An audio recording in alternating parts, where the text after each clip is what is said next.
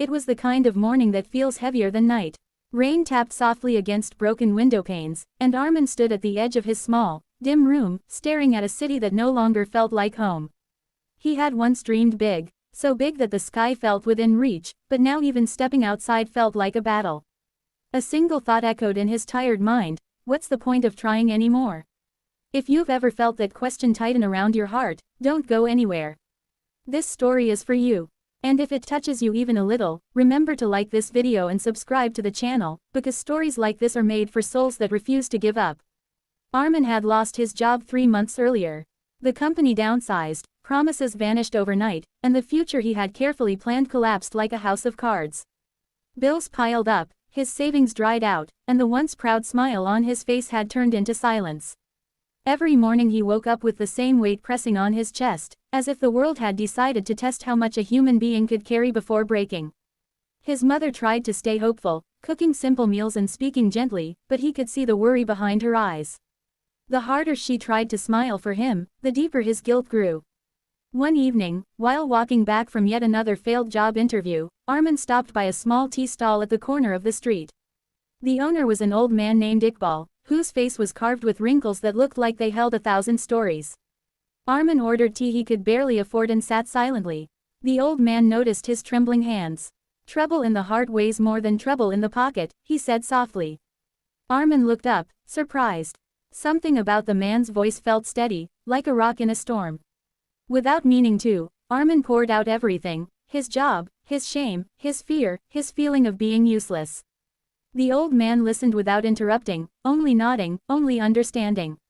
When Armin finished, Iqbal smiled gently. "You think positivity means laughing all the time?" he asked. "No, son, positivity is choosing to move forward even when your legs are shaking. It is not pretending the storm doesn't exist. It is believing that you can still walk through it." Armin wanted to believe those words, but belief felt expensive, and he felt poor in every way that mattered. Days passed, and nothing seemed to change. Rejections kept arriving, and hope kept shrinking. One night, Armin sat alone in his room, staring at the ceiling as darkness wrapped around his thoughts. That was the night his younger sister, Aisha, placed a small notebook in his hands. "Write one good thing every day," she said. "Just one." Armin almost laughed. His life felt empty of good things, but he didn't want to crush her small hope, so he agreed. The first day he wrote, "I drank warm tea. It felt foolish." The second day, "My mother smiled while making lentils." The third day, "A stranger held the door open for me." Slowly, without realizing it, his eyes began to look for light instead of only darkness. The problems didn't disappear, but his mind stopped drowning in them every second. Weeks later, Armin met Iqbal again at the tea stall. This time, he told him about the notebook. The old man nodded proudly. "You see, positivity is not magic. It is training the heart to notice strength even in weakness." Then he added quietly, "I lost my entire family in a flood many years ago. For months, I begged God to take me too. But one day, a stranger gave me food when I was starving. That small kindness kept me alive." Positivity grows from small seeds. Inspired, Armin decided to do something he had avoided for months. He applied for a job he felt underqualified for at a local school as a helper and assistant teacher. The pay was low, and the work was hard. The first week, he cleaned classrooms, carried books, and guided noisy children through narrow hallways. His back ached, his hands burned, but for the first time in months, he slept with less fear. One morning, a quiet boy named Sammy tugged at his sleeve and said, "Sir, when you smile, I feel brave." Armin froze. No salary slip had ever made him feel as rich as that sentence. Trouble didn't leave his life after that. His mother fell ill. Bills returned. Some days, exhaustion rode his shoulders like a shadow. But now, when darkness tried to trap him, he opened his notebook, looked at the small blessings he had written, and reminded himself that storms pass, even when the sky looks endless.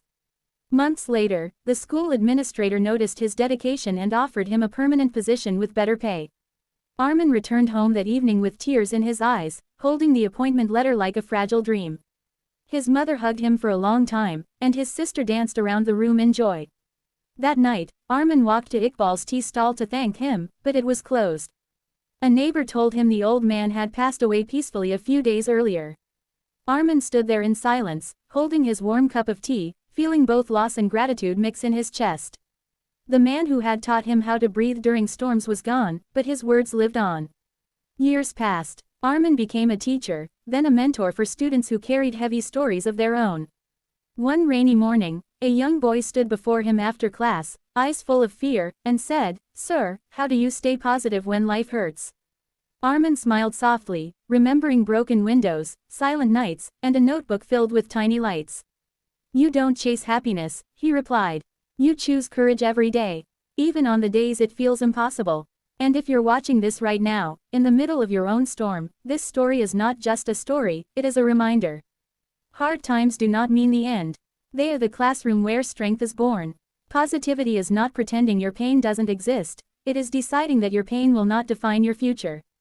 If this story touched your heart, don't forget to like this video and subscribe to the channel, because more stories like this are coming to remind you that no night lasts forever.